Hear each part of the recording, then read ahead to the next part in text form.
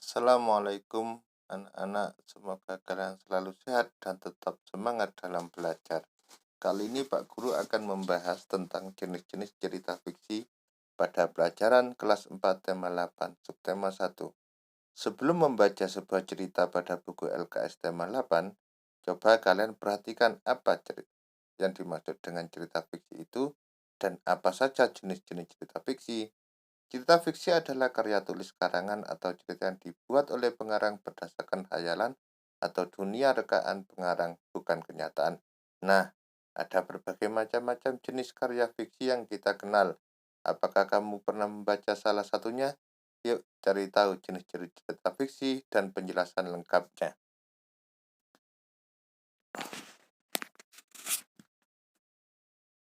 Jenis-jenis cerita fiksi. 1.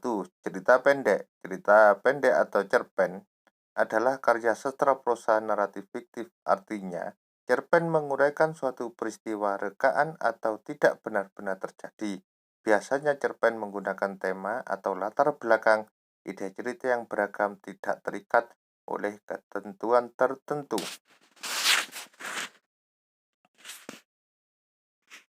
Yang kedua, dongeng. Dongeng merupakan cerita yang tidak benar-benar terjadi, terutama tentang kejadian zaman dahulu yang aneh-aneh. Pengertian tersebut dilansir dari Kamus Besar Bahasa Indonesia. Dongeng juga dibuat berdasarkan khayalan atau pikiran dan tidak benar-benar terjadi di kehidupan yang nyata. Yang ketiga, fabel. Dilansir dari KBBI, fabel yaitu cerita yang menggambarkan watak dan budi manusia yang pelakunya diperankan oleh binatang, berisi pendidikan moral dan budi pekerti. Jadi, fabel juga merupakan cerita yang dibuat oleh imajinasi pengarang, latar yang tidak terikat, dapat dari zaman apapun, namun tokoh utamanya adalah hewan.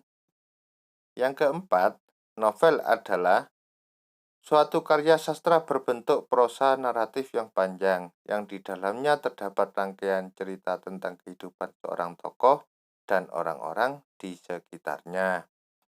Dalam sebuah cerita, biasanya diperankan oleh tokoh yang mempunyai sifat antagonis, protagonis, dan tritagonis. Di sini saya memberikan catatan tentang kata-kata sulit, yaitu prosa naratif, protagonis, antagonis, tritagonis. Itu sudah tinggal sekalian baca ya.